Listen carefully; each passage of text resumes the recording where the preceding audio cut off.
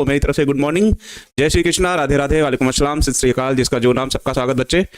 तो जल्दी से लाइव आ जाइए ताकि आज जो चैप्टर शुरू हो रहा है जीव और समष्टियां, उसको अच्छे से समझकर और लिखकर कोशिश की जाए कि आप लोगों को क्लास में ही याद हो जाए। तो सभी बच्चों को एक बार मेरी तरफ से गुड मॉर्निंग। 1 मिनट का समय लिया जाएगा, ज़्यादा से ज़्यादा बच्चे फिर लाइव आ जाएंगे और फिर क्लास को स्टार्ट कर दिया जाएगा। उससे पहले अगर किसी बच्चे का कोई भी डाउट हो पिछले क्लास का तो वो पूछ सकता है, अगर समय बच रहा है तो उसको हम देख के तुरंत जवाब दे देंगे। ठीक है बच्चे, बताइए। अविनाश कुमार जी, ठीक है, हम गुड मॉर्निंग आपको भी। ठीक है, श्री कृष्ण कुमार केसरी जी, गुड मॉर्निंग। गुड मॉर्निंग सभी बच्चों को, ठीक, सादर प्रणाम स्वीकार बच्चे। ठीक है बच्चा।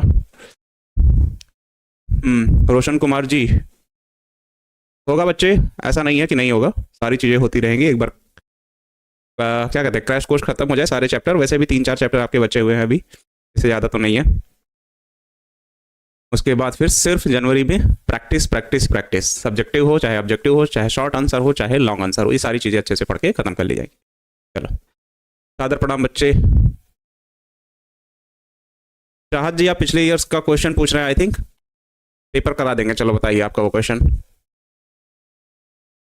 चलो, डर लग रहा है, लगना भी चाहिए बच्चे डर। जिस व्यक्ति को एग्जाम से डर नहीं लग रहा है, जाहिर सी बात है वो पढ़ नहीं रहा। और दूसरी चीज़, जो व्यक्ति डर रहा है क्योंकि वो पढ़ रहा है, क्योंकि उसको चिंता लगी हुई है कि एग्ज़ाम कैसा होगा। अजीत टेक्नीशियन, चलिए भाई, अच्छी बात है, हम भी हैं सर, बबलू जी, चलिए। चलो, राम राम बच्चे। BS स्टडी आप यूपी बोर्ड से हो क्या बच्चा, कि बिहार बोर्ड से हो? आई थिंक बिहार बोर्ड से ही हो। टाटा और बाटा बॉक्स पूछ रहे हो, ठीक है ना। टीए वो थाइमिन एडिनिन, ठीक है ना। और साइटोसाइन एडिनिन थाइमिन की बात हो रही है, ट्रिप्टोफैन की बात कर रहा हूँ, ठीक है ना। चलो, संजना कुमारी, हम कुछ पूछे हैं सर, देख नहीं पाए बच्चे। चलो, अभी क्लास को शुरू किया जाए और उसमें पढ़ने की स्टार्ट किया जाए, ठीक है ना। तो चैप्टर है जीव और समष्टियां, और आते ही मच्छरों ने स्वागत कर दिया। कितना ही खदेड़ो, किसी न किसी समय से सुबह को आ जाते हैं, ठीक है ना। जीव और समष्टियां, जिसमें हम लोगों को पढ़ना है किसी जीव का वातावरण। समष्टि मतलब समुदाय या पॉपुलेशन होता है, जनसंख्या एक जगह इकट्ठा हो रही है, उसी को समष्टि कह रहे हो। और जीव मतलब किसी जीवित पदार्थ से संबंधित है ये समष्टि या समुदाय। और जीवित पदार्थ में पौधे और जंतु दोनों आते हैं, ठीक है ना, इस बात का भी विशेष ध्यान रखिएगा। चलो, तो सबसे पहले लेते हैं जीव और समष्टियों में सबसे पहला टॉपिक लेते हैं पारिस्थितिकी। क्या लेते हैं? पारिस्थितिकी। आज ज़्यादातर कोशिश कीजिएगा कि पहले समझ लिया जाए, फिर उसके बाद उसके आंसर को अच्छे से समझने की कोशिश की जाए। मान लो कह रहा है ये पृथ्वी है, मान लो कह रहा है कि ये पृथ्वी है, ठीक है ना, ये क्या है? पृथ्वी। आज समझना ज़्यादातर कोशिश करना, समझ में आ जाए आराम से, क्योंकि अब इधर जितने भी चैप्टर आपके बचे हैं उसमें बहुत सारे थियरी है, तो कोशिश करना कि यहीं समझ में आ जाए। और इस पृथ्वी पर मान लो तुम लोग हो, मैं तो हूँ ही भाई, हम कहाँ जाएंगे। इस पृथ्वी पर मान लो क्या है, तुम लोग हो, लो चिल्ला रहे हो ऐसे करके, बगल में मैं भी हूँ, ठीक, बगल में यहीं पर पेड़ पौधे भी हैं, बगल में ही पृथ्वी पर क्या है, पेड़ पौधे भी हैं। तो ये सब जीवित हैं, तो इन सब को हम लोग क्या कह सकते हैं? इन सब को हम लोग कह सकते हैं क्या? जीव। और पृथ्वी के चारों ओर का वह क्षेत्र जिसमें विभिन्न प्रकार की गैसें पाई जाती हैं, उसको हम लोग कहते हैं क्या? वातावरण। क्या कहते हो? वातावरण। क्या कहते हो? वातावरण कहते हो। जिसमें कितनी चीजें आ सकती हैं? आप मंगल पे जाइए सर, नहीं भाई हमको वापस आना है। जिसमें हम ये कह सकते हैं कि पृथ्वी को अध्ययन के लिए कितने भागों में विभाजित किया जा सकता है? 3 भागों में विभाजित किया जा सकता है, ठीक है ना।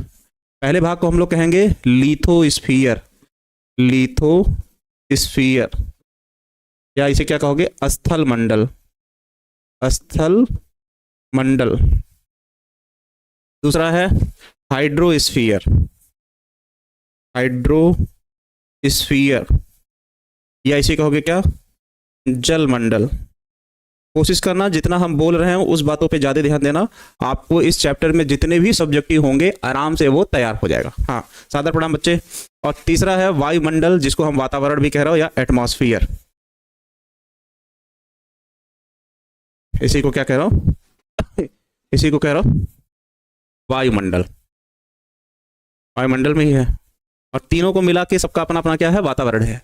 तो कह रहा है, आवाज़ तो जा रहा है बच्चे, आवाज़ यहाँ से फुल है, ठीक है ना। चलो, सर शॉर्ट क्वेश्चन में चित्र नहीं बनाएंगे तो पूरा नंबर मिलेगा। बच्चे अगर वो चित्र आधारित समझाने लायक है तो आप कोशिश कीजिएगा कि उसको अच्छे से चित्र बना के समझाएं, ठीक है ना। अगर नहीं लग रहा है कि चित्र बना के समझाने लायक नहीं है तो उसको मत बनाइएगा। जैसे ये क्वेश्चन, इसमें इस चित्र का कोई रोल नहीं है, तो इसको अगर आपको समझाना होगा तो ये हम आपको सिर्फ याद कराने के लिए बता रहे हैं कि थियरी रटने से बेहतर है हम इसको समझ लें, ठीक है ना। तो इस क्वेश्चन में आपको चित्र बनाने की जरूरत नहीं है, लेकिन अगर आपको जहां लगता है कि उसको चित्र से अच्छे से बताया जा सकता है, उसकी संरचना अच्छे से निर्धारित की जा सकती है, तो उसको आप आराम से चित्र बना के समझाने की कोशिश कीजिएगा, ठीक है ना। बच्चे ऑब्जेक्टिव यूट्यूब पे ले रहे हैं, बस इतनी सी बात है, ठीक है ना। और पूरी जनवरी आपको वही चलेगा, ऑब्जेक्टिव, सब्जेक्टिव और लॉन्ग आंसर, शॉर्ट आंसर। तो उसको लेके परेशान मत रहिएगा, वो मुझे भी याद है बच्चे, ठीक है ना। चलो, तो कह रहा है किसी जीव का वातावरण से क्या संबंध है, उसी संबंध को हम क्या कहते हैं, पारिस्थितिकी कहते हैं। क्या कहते हैं, पारिस्थितिकी। पारिस्थितिकी, किसी जीव का वातावरण से संबंध स्थापित करने की क्रिया को क्या कहते हो, पारिस्थितिकी कहते हो। अब इस जीव में जो मनुष्य है, इसका वातावरण से क्या लेना देना, इसको वातावरण से लेना है क्या, ऑक्सीजन, और वातावरण में क्या छोड़ना है, कार्बन डाइऑक्साइड। पौधे को भी श्वसन में लेना है क्या, ऑक्सीजन, पौधा भी क्या छोड़ेगा, कार्बन डाइऑक्साइड। पर इस कार्बन डाइऑक्साइड को पौधा फिर ग्रहण करेगा और फिर बनाएगा इससे भोजन, और उसी समय इससे क्या निकलेगा, ऑक्सीजन। तो इस पौधे का भी वातावरण से गैसों का लेना देना है, श्वसन में, प्रकाश संश्लेषण में। मनुष्यों का या जंतुओं का या किसी भी जीवों का भी वातावरण से कुछ लेना देना है, श्वसन में ऑक्सीजन, और क्या छोड़ना है, कार्बन डाइऑक्साइड। तो सीधी सीधी एक लाइन अगर हमको लिखनी हो, कमेंट दिख रहा है बच्चे, किसी जीव का वातावरण से संबंध स्थापित करने की क्रिया को क्या कहते हैं, पारिस्थितिकी कहते हैं। बात समझ में आ गई? अगर ये लाइन समझ में आ गई हो तो बता दो। ठीक है अभिषेक भारती जी, आपका चैप्टर क्लियर है तो अच्छी बात है। बताओ, ये लाइन समझ में आ गई? बताओ। हाँ भाई, कोई बात नहीं, पृथ्वी के ऊपर घूमो या पृथ्वी के अंदर घूमो, ठीक है। धर्मेंद्र जी ने लिखा, जी सर समझ में आ गया।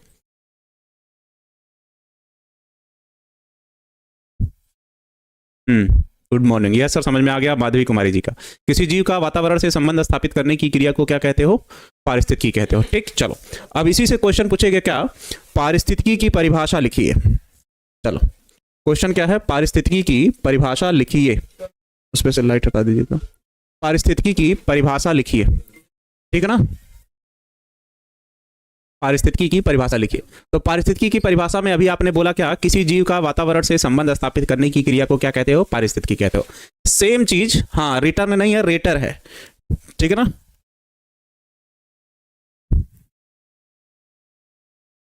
क्या लिखोगे, जीव और उसकी बाहरी वातावरण के पारस्परिक संबंधों के अध्ययन के विषय को क्या कहते हैं, पारिस्थितिकी कहते हैं। ये लाइन, पहली लाइन वही है, कोई दिक्कत नहीं होना चाहिए। पारिस्थितिकी शब्द का प्रयोग या पारिस्थितिकी कहां से उत्पत्ति हुई है, पारिस्थितिकी की उत्पत्ति कह रहा है, यह दो ग्रीक शब्दों से मिलकर बना है। पहला शब्द है ओइकस, जिसका मतलब होता है हाउस, दूसरा शब्द है लोगस, जिसका मतलब होता है स्टडी।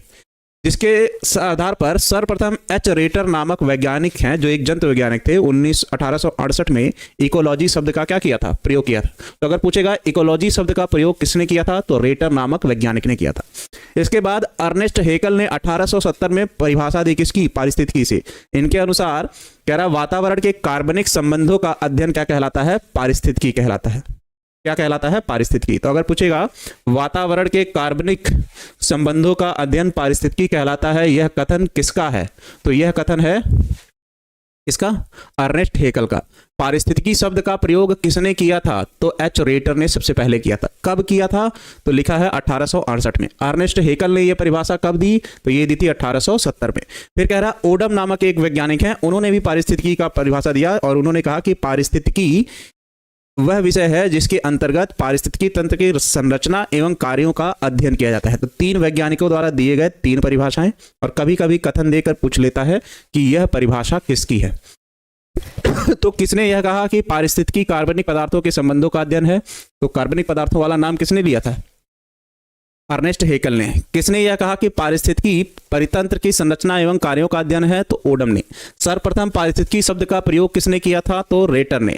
पारिस्थितिकी किसे कहते हो, किसी जीव का वातावरण से संबंध स्थापित करने की क्रिया को क्या कहते हैं, पारिस्थितिकी कहते हैं, ठीक है ना। चलो अभी इतनी बात याद हो जाएगी, चलो अभी इतनी बात याद हो जाएगी। पारिस्थितिकी शब्द का प्रयोग रेटर, कब, 1868। कब है, एक मिनट, 1868, हाँ 1868 में। ये लाइन भी याद हो जाएगा। पारिस्थितिकी की परिभाषा किन और वैज्ञानिकों ने दी? अर्नेस्ट हेकेल ने, अर्नेस्ट हेकेल ने। दूसरा कौन है? ओडम। जब भी कार्बनिक शब्द आएगा, जब भी कार्बनिक शब्द आएगा तो वो परिभाषा किसकी होगी? अर्नेस्ट हेकल की। जबकि क्या? परितंत्र और प्लस लिखे कार्यों का अध्ययन, परितंत्र एवं इसके कार्यों का अध्ययन जब भी शब्द आएगा तो वो परिभाषा किसकी होगी? ओडम की। बताओ।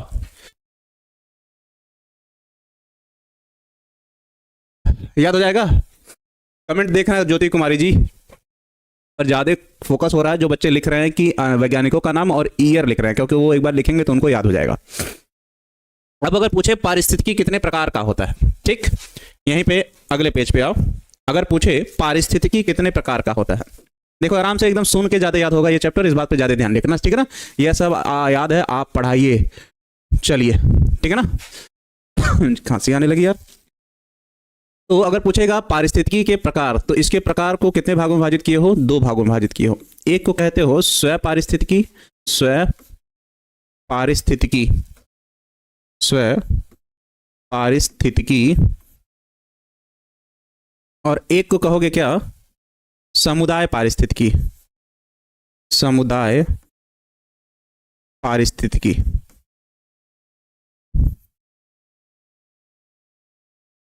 समुदाय पारिस्थितिकी। चलो अब यही समझो इन दोनों में अंतर क्या है। भाई साहब जब कहेगा कि मान लीजिए ये कोई पृथ्वी है और ये भी एक पृथ्वी है, उदाहरण 2 बार ले रहा हूं, ठीक है ना? चलो हाँ, 2 प्रकार का होता है। कमेंट आ रहा है बच्चे, बस सुनो, इसमें याद करना है। यहां पर कह रहा है केवल क्या है? मनुष्य है, केवल मनुष्य है और कोई जीव नहीं है, ठीक। अब कह रहा है कि मनुष्य अकेले भी हो सकता है, मनुष्य अकेले भी हो सकता है या समूह में भी हो सकता है। मतलब केवल एक जाति की बात कर रहा है, केवल एक जाति की बात कर रहा है, एक जाति की बात कर रहा है। यहां पर कह रहा है कि मनुष्य भी है, गाय भी है, भैंस भी है, ठीक, बिल्ली भी है, बहुत सारे मतलब जंतु हैं, पौधे भी हैं, पेड़ पौधे भी हैं, ठीक है ना? पेड़ पौधे भी हैं। तो इनके समूह को क्या कहोगे? समुदाय। और इसके समूह को क्या कहोगे? स्व। मतलब केवल एक प्रकार की पारिस्थितिकी की बात कर रहा है, ठीक है ना? ठीक है एनएस पासवान जी, कर देंगे आपका वो काम, पर थोड़ा सा समय दीजिए, 1-2 दिन का, कल संडे, कल ही कर देंगे, समय मिलेगा तो। सर ये सब आंसर तो याद हो जाता है, याद हो जाता है बच्चे, तो आपको ना याद हो जाता है? बकरी भी है, अच्छा लिख लो भाई। चलो तो सेम परिभाषा वही लिखा है, सुनो। स्व पारिस्थितिकी या ऑटो इकोलॉजी से आप क्या समझते हैं? लिखा है स्व पारिस्थितिकी के अंतर्गत केवल एक जीव या व्यष्टि या उसी जाति के अनेक जीवों का वातावरण से संबंध स्थापित करना क्या कहलाता है? स्व पारिस्थितिकी कहलाता है। मेरा या पृथ्वी पर रहने वाले सभी मनुष्यों का वातावरण से क्या लेना देना है, उसको हम लोग क्या कह लेंगे? स्व पारिस्थितिकी। दूसरी बात समुदाय वाला, समुदाय पारिस्थितिकी या सिन इकोनॉमी के अंतर्गत जीवों के समुदाय और वातावरण के संबंध का अध्ययन किया जाता है, जिसमें विभिन्न प्रकार के जीवों की आबादियां आपस में मिलकर समुदाय का निर्माण करते हैं। विभिन्न प्रकार के जीवों की आबादियां मतलब अलग अलग प्रकार के जीव, दोनों बात समझ लोगे? स्व पारिस्थितिकी और समुदाय पारिस्थितिकी किसे कहोगे, ये समझ लोगे? बताओ। स्व पारिस्थितिकी में केवल एक जाति के जीव होंगे, चाहे वो अकेले हो चाहे वो समुदाय में हो। जबकि सम पारिस्थितिकी में क्या होता है, समुदाय पारिस्थितिकी में क्या होता है? विभिन्न प्रकार के जीव एक साथ जीवन व्यतीत करते हैं और क्या करते हैं? अपना जीवन व्यतीत करके एक संरचना का निर्माण करते हैं, जिसको हम लोग कहते हैं समुदाय पारिस्थितिकी। जी गुरुजी समझ गए, समझ गए, समझ गए। इस चैप्टर में ज्यादातर आपको बोल के ही समझना है, फिगर बना के, रफ डायग्राम बना के, चाहे जैसे समझो, लेकिन समझो, बस याद करने की चीज है। अगर रटने के चक्कर में रहे तो इतनी ज्यादा थियोरी है कि रट नहीं पाओगे, क्योंकि ये चैप्टर ही है सिर्फ थियोरी वाला इधर। अब ठीक है ना? अभिषेक एसपी सर गुरु जी के चरणों में मेरा सादर प्रणाम। आनंद सर का नंबर दे दीजिए, मुझे मेरा ही नंबर नहीं याद है, हम दूसरे नंबर के याद करेंगे यार। चलो बस इतना पता है कि छोड़ो, भी नहीं बताएंगे, तुम लोग कहीं से निकाल लोगे नंबर। हाँ बात सही है।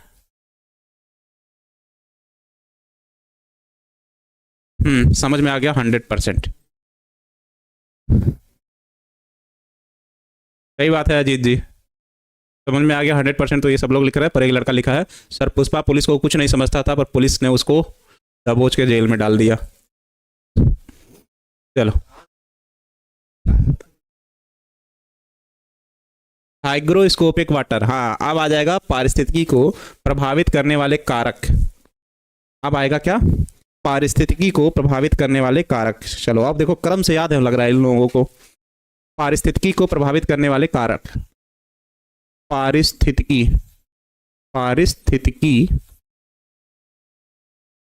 को प्रभावित करने वाले कारक, को प्रभावित करने वाले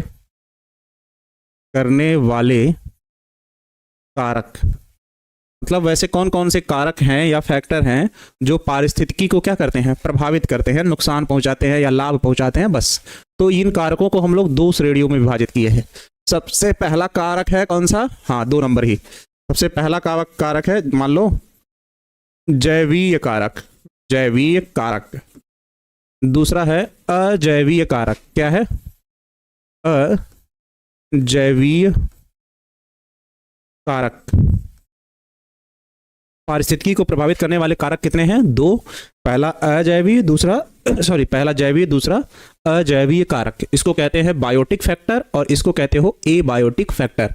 सर यहाँ से लॉन्ग क्वेश्चन भी बनता है और शॉर्ट क्वेश्चन टिप्पणी लिखने को भी आता है, इस बात का भी ध्यान रखना, ठीक है ना। इसको क्या कहोगे, जैवीय कारक,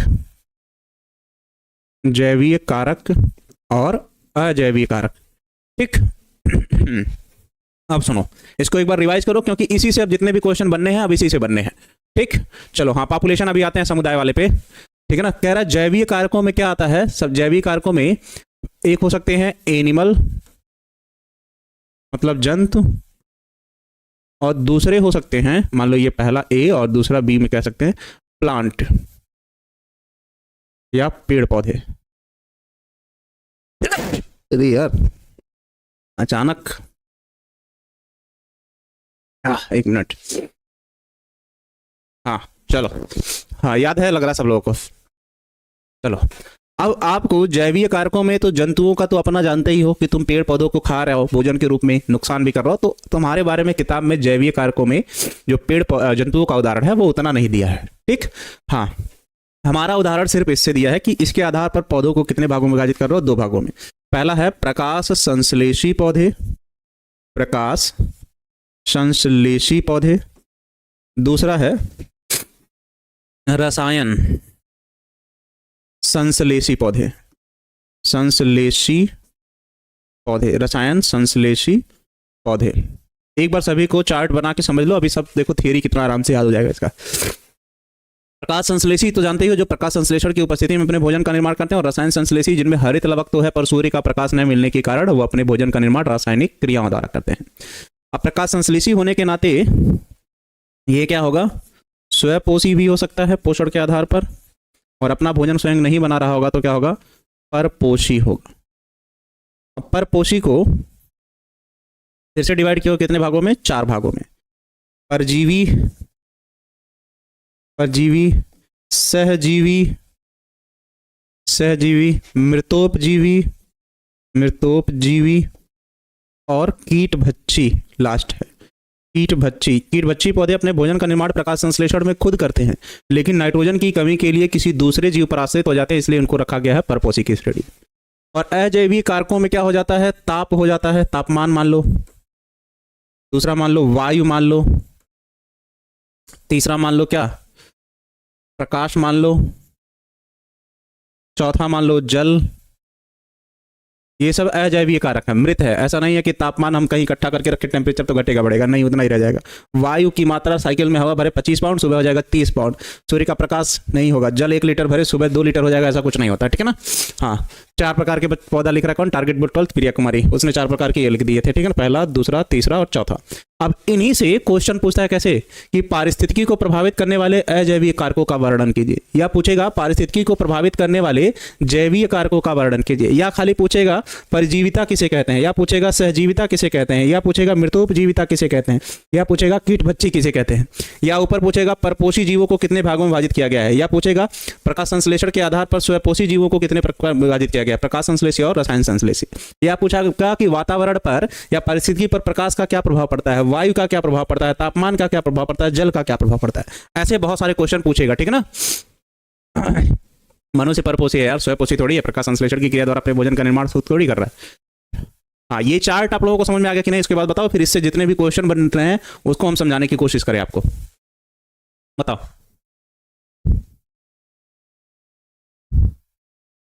हर्ष जी 14 जनवरी, फरवरी मत समझ लीजिएगा। बताओ ये याद हो गया। मिट्टी भी होगा भाई, यहां पर मृदा भी तो हो सकता है, जरूरी नहीं है कि हम सारा लिख दें। पेडोलॉजी वगैरह पढ़े होगे, जल 4 प्रकार का पढ़ाए थे आप लोगों को। प्रकाश, तापमान, वायु बढ़ेगा तो वाष्पोत्सर्जन, बिंदुस्राव, रसरावण पर क्या प्रभाव पड़ेगा, ये सब पढ़े हो आप लोग, ठीक है ना। हाँ ठीक, आई अंडरस्टूड। चलो अनूप जी आपको बोले हैं कि आपका पेपर सॉल्व करवा देंगे हम एक बार यूट्यूब पर। फिर लिख रहा है अब क्वेश्चन पे आओ, पारिस्थितिक कारकों का वर्णन कीजिए। लिखा है जीव के चारों ओर विभिन्न प्रकार के कारक होते हैं जो उसके लिए वातावरण का निर्माण करते हैं, जैसे जलवायु संबंधी, प्रकाश, तापमान, वर्षा, गैसें, मृदा, जल, आर्द्रता, उसका तापमान, रासायनिक गुण, उसमें पाए जाने वाले वायु, जीव जंतु, बहुत सारी चीजें हैं जो उसको क्या करेंगे, प्रभावित करेंगे, ठीक है ना। Happy new year 2025 advance. चलो बच्चा ठीक है, थैंक यू। तो वातावरण को प्रभावित या पारिस्थितिकी को प्रभावित करने वाले कारक बहुत सारे हो गए। पहला उदाहरण के तौर पर यहाँ पे लिखा भी है, जलवायु कारक हो सकते हैं, मृदा कारक हो सकता है, भू आकृति कारक हो सकता है, जैविक कारक हो सकता है। तो जैविक कारकों में पेड़ पौधों वाले बारे में पूछेगा, जैविक कारकों में क्या पूछ लेगा, ये हिस्सा पूछ लेगा, अभी क्लियर है। और भू आकृति कारक में कहीं पर्वतीय क्षेत्र है, कहीं ढलान है, कहीं नदियां हैं, कहीं रेगिस्तान है, इससे संबंधित क्वेश्चन पूछेगा कि वातावरण वहां क्यों गर्म होता है, या ये सब चीजें, ठीक। दूसरी चीज मृदा कारक, मृदा का अध्ययन, देखो ये सब चीजें जो जरूरी है वो हम लिख दे रहे हैं। मृदा का अध्ययन पेडोलॉजी कहलाता है, ठीक है ना। मृदा को अध्ययन के लिए कितने भाग में विभाजित किए थे, हॉरिजोन ए, हॉरिजोन ए, हालांकि पूछेगा नहीं ये, बस इतना पूछेगा, हॉरिजोन बी और हॉरिजोन सी। हम लिख दे रहे हैं, क्या पता ऑब्जेक्टिव में पूछ ले तो इससे आपका समझ में आ जाएगा। हॉरिजोन ए बना था किस मिट्टी का, तो चिकनी बलुई मिट्टी का बना था, बलुई मिट्टी पाई जाती है इसमें, ठीक। ये बनी थी चिकनी मिट्टी की,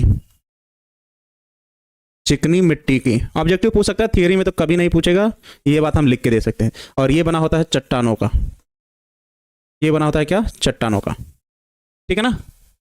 हाँ, ढलान मतलब होता है बच्चे जो नीचे की तरफ जाता है, ठीक है ना। हाँ, पठार भी हो सकता है। जैविक कारकों में तो हम किसके बारे में पढ़ेंगे, पेड़ पौधों के बारे में, पेड़ पौधों और प्लस जंतुओं के बारे में पढ़ोगे, ठीक।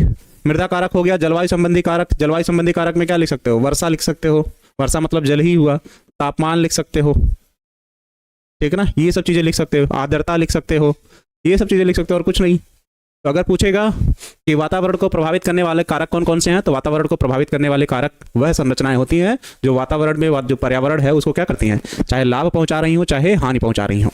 और ये कितने प्रकार की हैं, तो ये होती हैं 2 प्रकार की। पहला है जैविक कारक, दूसरा है अजैविक कारक। अजैविक कारक में तापमान, वायु, प्रकाश, जल, मृदा, ये सब आ सकता है, ठीक। और जैविक कारक में जंतु हो सकता है, पेड़ पौधे हो सकते हैं। पेड़ पौधों को कितने श्रेणी में विभाजित किए हो, 2 श्रेणी में, प्रकाश संश्लेषी और रसायन संश्लेषी, जो किसके हिस्से हैं, स्वपोषी के। दूसरा है परपोषी, जो कितने प्रकार के हैं, 4, परजीवी, सहजीवी, मृतोपजीवी, कीटभक्षी, ठीक। बताओ ये लाइन इतनी समझ में आ गई, बताओ ये बात इतनी समझ में आ गई, जितना अभी बोला गया है उतनी बात समझ में आई कि नहीं, पहले ये बताओ। हाँ, वो भी लिख सकते हो गौरव कुमार जी, पर वो किसी और वैज्ञानिक द्वारा दिया गया परिभाषा हो गया। वातावरण में सजीव और निर्जीव वस्तुओं के बीच आपसी संबंधों को परितंत्र कहते हैं। बात वही है, कहने का तरीका बदल जा रहा है। हाँ गुरु जी समझ में आ गया, ठीक। यस गुरु जी समझ गए जी। गुरु जी सर इतना हिंट काफ़ी है पूरा पेपर लिखने के लिए। चलो इसको याद रखोगे, पूरा पेपर सही में हो जाएगा। कौन सी चीज़ किसके अंतर्गत आती है वैसे ही सही हो जाएगा जी गुरु जी। चलो 500% अजीत जी, अरे भैया इतना ना समझो यार, ठीक। अब अगला इसी में दिया है आबादी या समष्टि, जो बच्चा पूछ रहा था, ठीक है ना।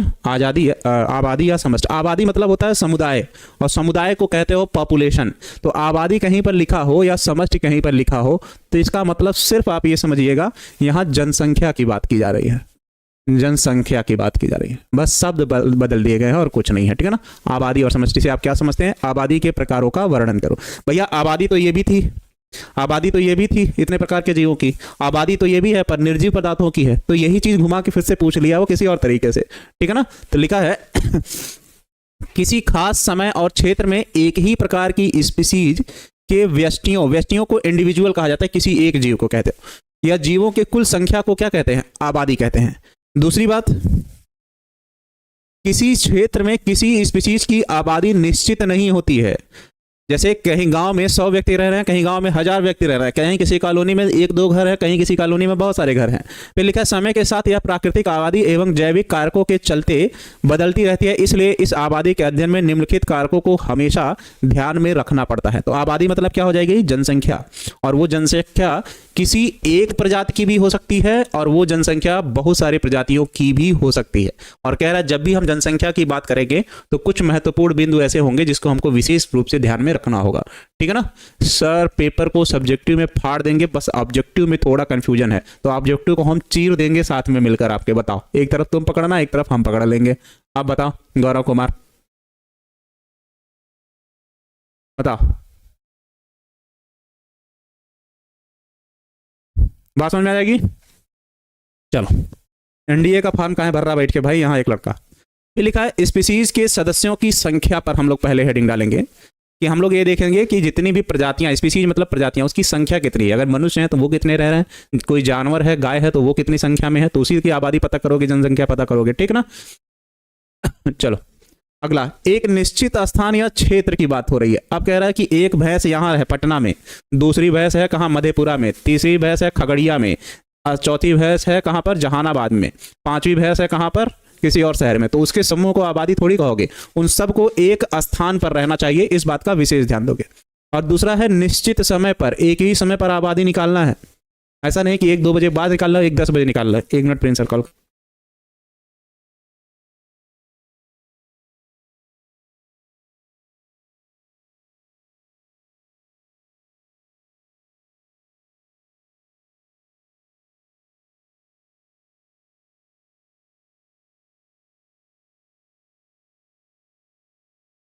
चलो बच्चे, ठीक है ना। हाँ, पटना में 10 भैंस, बिहार में 10 भैंस, अच्छा ऐसे लिख रहा है, चलो कोई बात नहीं। तो कह रहा है हम लोग कितनी बातों पर ध्यान देंगे? तीन बातों पर मुख्य रूप से ध्यान देंगे। एक, स्पीसीज की संख्या जब भी आबादी चेक करोगे, एक निश्चित क्षेत्र पर चेक करोगे, और निश्चित समय पर चेक करोगे।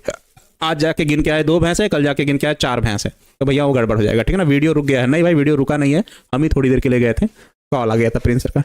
फिर कह रहा है आबादी के प्रकार। आबादी कितने प्रकार की है? आबादी 2 प्रकार की होती है। पहला, एक जातीय आबादी, भैया केवल वहां पर केवल एक ही टाइप के जीव हों, जैसे केवल मनुष्य रह रहा हो। लिखा है किसी एक स्थान पर सिर्फ एक स्पीसीज की व्यष्टियां या मौजूद हो या आबादी क्या हो?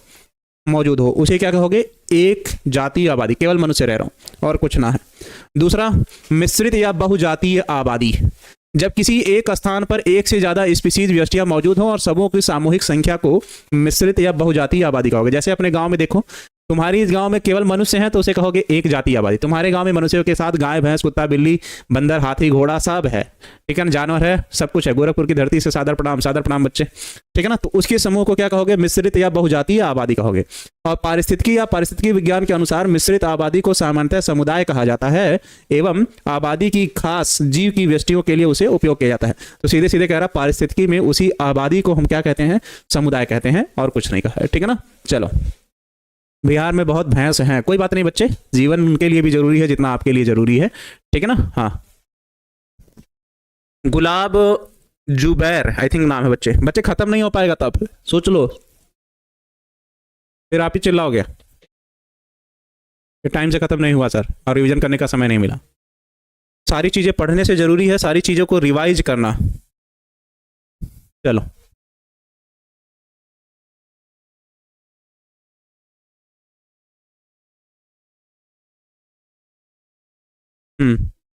Yes sir. प्रैक्टिस निखारती है हम लोगों को, और प्रैक्टिस सबसे ज़्यादा ज़रूरी है। और अगर उसी को अधिक मात्रा में या ज़्यादा तरफ नहीं करोगे तो फिर दिक्कत होगा, ठीक है ना। हम्म।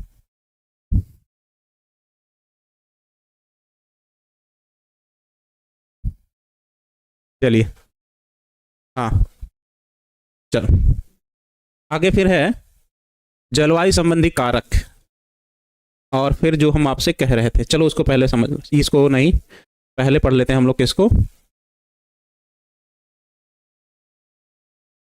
आराम से, इस हिस्से को जो अभी आप लोगों को हम समझा रहे थे। जैवीय कारकों से जो क्वेश्चन पूछता है, चलो कोई बात नहीं बच्चे, इसको लेके बस एक बार पढ़ लेना, वैसे ही याद हो जाएगा। जैविक कारकों को जो हम लोग पढ़ रहे थे, तो जैविक कारकों में क्या आ रहा था, परजीवी भी आ रहे थे, जो अभी हम लोगों ने देख ही लिया है। जैविक कारकों में सहभोजी या सहजीवी भी आते हैं। जैविक कारकों में सहोपकारिता भी आता था। जैविक कारकों में छायावरण भी आता था। अमेनसेलिज्म भी आता था।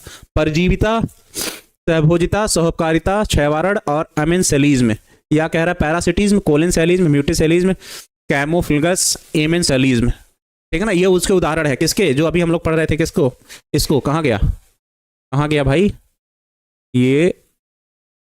ये वाले हिस्से में। इतने हिस्से से जो क्वेश्चन पूछता है उसकी बात कर लिया जाए, ठीक है ना। चलो अभी देखो, सभी चीज तुमको याद होगा आराम से। सीधे सीधे क्या कह रहा है, परजीवी किसे कहते हो या परजीविता किसे कहते हो। चलो लिखा है, दो जीवों का वैसा संबंध जिसमें एक को लाभ हो तथा दूसरे को हानि हो। जिसे लाभ हो परजीवी तथा हानि वाले जीवी को क्या कहते हैं, पोषक कहते हैं।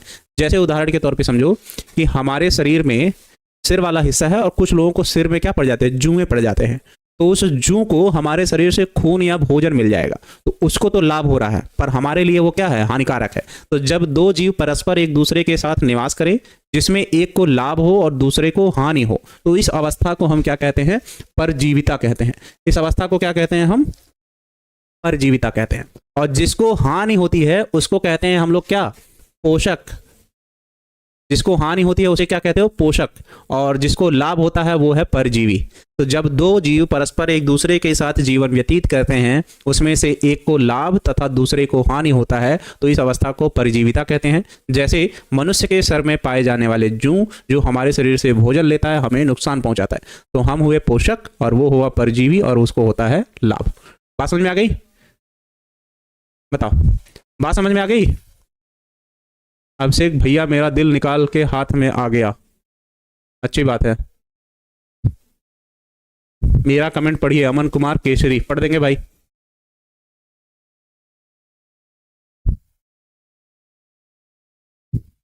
चलो, with example wife, Sushant Yadav ने लिखा, दो जीव परस्पर एक दूसरे के साथ निवास करते हैं जिसमें पति पत्नी, जिसमें पति को नुकसान है पत्नी को लाभ होता है, तो ये हो गए परजीवी। बढ़िया एग्जाम्पल दिया। सहभोजिता में क्या लिख सकते हो, लिखा जिसमें एक को लाभ तथा दूसरा अप्रभावी रहता है। एक को लाभ है तथा दूसरा अप्रभावी रहता है। जैसे किंग क्रैब, क्रैब मतलब केकड़ा, और सी एनिमोन के बीच में संबंध है। दो जीव हैं जिसमें दो जीव परस्पर एक दूसरे के साथ रह तो रहे हैं, पर लाभ किसी एक को है और दूसरे से उसको कुछ लेना देना नहीं है, ठीक है ना। न लाभ से न हानि से, ना उसको लाभ है उससे न हानि है, ठीक है ना। चलो, तो उसको क्या कहेंगे हम लोग, सहभोजिता। तो जब दो जीव परस्पर एक दूसरे के साथ जीवन व्यतीत करते हैं जिसमें एक को तो लाभ हो पर दूसरे को उस बात से कुछ लेना देना नहीं है कि लाभ है कि हानि है, तो इस अवस्था को हम लोग क्या कहते हैं, सहभोजिता कहते हैं। जैसे केकड़ा और सी एनिमोन के बीच का संबंध, ये छोटा सा एक जीव है, ठीक है ना। हाँ, किंग क्रैब मतलब वो केकड़ा आकार में थोड़ा बड़ा होता है, ठीक है ना। सामान्य केकड़े जो हमारे वहाँ बिहार वगैरह में मिलते हैं वो उनकी बात नहीं हो रही। चलो, हैप्पी बर्थडे बच्चे। दिलखुश पटेल जी, थैंक यू।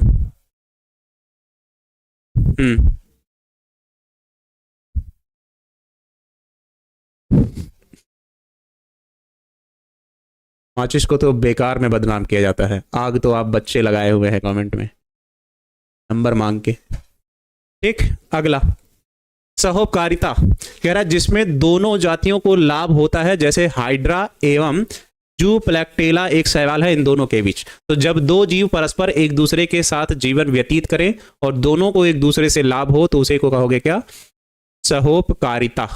उसे क्या कहोगे, सहोपकारिता। यहाँ पहला है दूसरा है और दोनों को क्या है, दोनों को लाभ है, तो दोनों को जब लाभ होगा तो उसे क्या कहोगे, सहोपकारिता। अगली बात, दो लोग हैं, पहला और दूसरा, ठीक है ना, एक को लाभ है एक को हानि है, तो इसे कहोगे क्या, परजीविता, यहाँ भी दो लोग हैं, एक को लाभ है और एक को लाभ और हानि से कुछ लेना देना ही नहीं है, तो उसे कहोगे क्या? सहभोजिता। ठीक, अगला कह रहा है छायावर्णम। भाई जी इसमें कह रहा है परभक्षक, मतलब जो शिकारी होता है, ठीक है ना, से बचने के लिए बहुत से जीव, छाया इसका मतलब होता है परिवर्तन होते हैं या प्रिय होते हैं, जिसके कि भी अपना बचाव कर पाते हैं। इसका प्रमुख उदाहरण है मिमिक्री। कहने का मतलब हम किसी के शरण में चले जा रहे हैं, हम किसी के शरण में चले जा रहे हैं, ठीक है ना। भाई साहब हम खुश हैं, हमको देखना नहीं चाहते क्या कि शादी कर लीजिए सर, ठीक है ना। सौभाग्यकारिता में क्या हो रहा है? सौभाग्यकारिता चलो खैर छोड़ो, ठीक है ना। छद्मावरण में क्या हो रहा है कि कोई जीव किसी से बचने के लिए किसी के शरण में चला जा रहा है। कहने का मतलब कह रहा है कि व्हेल मछली के शरीर पे कभी देखो तो छोटे छोटे घोंघे चिपके होते हैं, अब उन घोंघों को कोई और मछली ना खा ले, इसके लिए वो किसी जीव के शरीर के अंदर चले जाते हैं। जूप्लेक्टेला एक शैवाल है, ठीक है ना बच्चे, तो उसके अंदर वो प्रवेश कर जाते हैं, उसी को कहते हैं हम लोग क्या कह रहे हैं, शरण में चले जाना, जिससे हम क्या हो अपना बचाव कर सके। तो उसी क्रिया को क्या कह रहे हो? छद्मावरण कहते हो, ठीक है ना। चलो अगला एमेंसेलिज्म। एमेंसेलिज्म, ठीक, इसको पढ़ो। लिखा है यह दो विभिन्न स्पीशीज जीवों की जातियों के बीच का वैसा संबंध है जिसमें एक जीव अपने चारों तरफ दूसरे जीव की वृद्धि को रोक देता है। ऐसे रासायनिक पदार्थ द्वारा श्रावण होता है जिसे एलोकेमिक कहते हैं। जैसे पेनिसिलियम एक कवक है के कारण स्ट्रेप्टोकोकस जीवाणु की वृद्धि रुक जाती है, जबकि ट्राइकोडर्मा द्वारा एस्परजिलस नामक कवक की वृद्धि अवरुद्ध हो जाती है। एमेंसेलिज कहने का मतलब आप यहाँ हैं, आप पढ़ लिख कर आगे बढ़ रहे हैं, आप जीवन में अच्छा कर रहे हैं, अच्छा पैसा कमा रहे हैं, आपका व्यवहार जो भी कहिए सब ऐसा है कि सब क्या है, आपसे खुश हैं। लेकिन कुछ तत्व ऐसे हैं समाज में, खासकर रिश्तेदार, दोस्त यार नहीं, दोस्त यार तो जान दे देंगे आपके लिए, ठीक है ना, या पड़ोसी, वो आपके चारों तरफ इस तरीके का ऐसा समाज बनाने लगेंगे कि आप विकसित ही ना हो पाइए, आप जीवन में आगे ही ना बढ़ पाइए। तो इस संरचना को हम क्या कहेंगे? एमेंसेलिज्म कहते हैं। तो जब कोई जीव बहुत तेजी से संख्या में वृद्धि कर रहा हो, जो किसी अन्य जीव द्वारा, ठीक है ना, जो किसी अन्य जीव द्वारा क्या कर रहा हो, उसकी वृद्धि को रोका जा रहा हो, तो उस अवस्था को क्या कहते हैं? एमेंसेलिज्म कहते हैं। बताओ गुरुजी बचपन का एक झूठ बताइए। बचपन में मैं बहुत गोरा हुआ करता था, ठीक, लोगों ने मुझे नजर लगा लगा के काला कर दिया। अब बताओ, इतने गोरे थे कि मुझे लोग अंग्रेज बुलाया करते थे। और बचपन की एक सच बात बताते हैं, जब हम रैली में गए थे, हमारे वहाँ नुक्कड़ प्रोग्राम होता था, स्कूल से जाते थे, तो हम लोग जाते थे रैली में, तो मुझे बनाए थे सब अंग्रेज। सोच लो, इस काले चेहरे को अंग्रेज बनाते थे लोग, और पूरा एक पाउडर का डब्बा खत्म होता था, किस चीज़ के लिए? मुझे गोरा बनाने के लिए, पूरे चेहरे पे, यहाँ तक कि हाथ तक पाउडर से वाइट कर देते थे। और मुझे अंग्रेज बनाने का रीजन सिर्फ इतना था कि जो हिंदी अंग्रेज बोलता है टूटी फूटी, वही हम बोल लेते थे, ठीक है ना। बिल्कुल हो जाएगा शहजाद भाई जी। गुरु जी आप भी क्या मजाक करते हैं, सच कह रहे हैं भाई, मेरे पास सर्टिफिकेट है, दिखा देंगे तुमके पास, स्टेट स्तर पर 2nd पोजीशन में नाटक करने का, ठीक है ना। जैसे यही अगर हम पढ़ें तो पढ़ेंगे, यह दो विभिन्न स्पीशीज के जीवित जीवों के बीच का वैसा संबंध है जिसमें एक जीव के अपने चारों तरफ के दूसरे जीवों की वृद्धि को रोका जा सकता है। ऐसे रासायनिक पदार्थ के श्रावण के द्वारा ही इसे एमेंसेलिज्म कहते हैं। बस इतनी सी बात के लिए मुझे अंग्रेज बना दिए थे, अब पूरा पाउडर का डब्बा खत्म करके। बताओ, सोचो यार कितना बुरा लगता होगा। हे भगवान, एक लड़का लिख दिया। चलो एमेंसेलिज्म समझ गया। खगड़िया आए हुए हैं हम, एक बार एग्जाम देने गए थे। चलो यस सर, कोई बात नहीं, लेट हो गया, राकेश जी ने लिखा सर लेट हो गया। लेट नहीं हुआ बच्चे, बहुत लेट हो गया, ठीक है ना। चलो अगली बात किस पे ध्यान दिया जाए? अगली बात ध्यान दिया जाए किस पे? इस पे देखो, फिर ऐसे ही कुछ क्वेश्चन पूछेगा छोटा छोटा, ठीक है ना। चलो बताओ,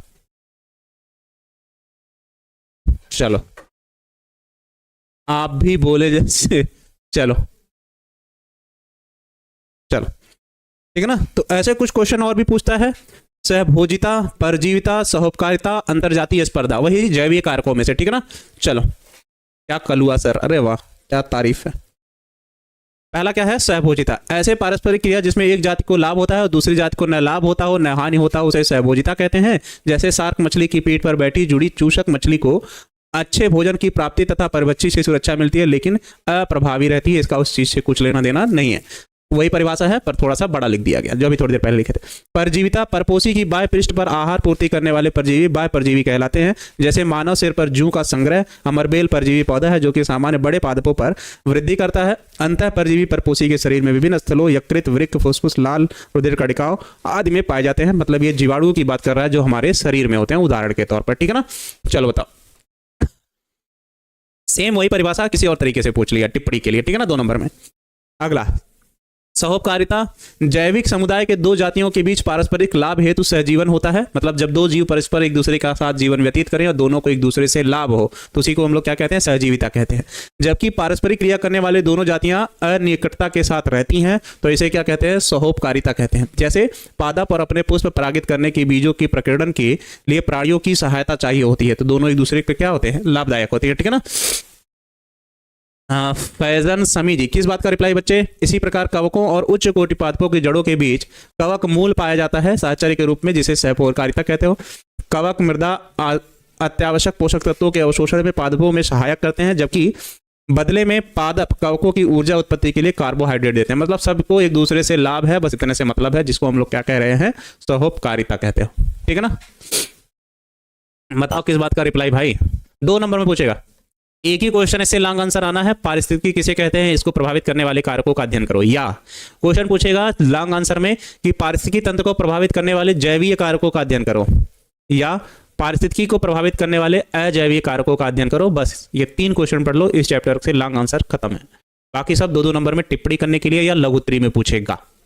चलो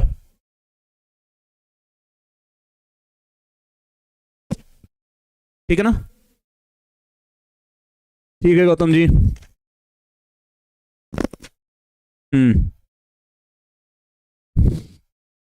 दुर्गेश जी हिंट है 91।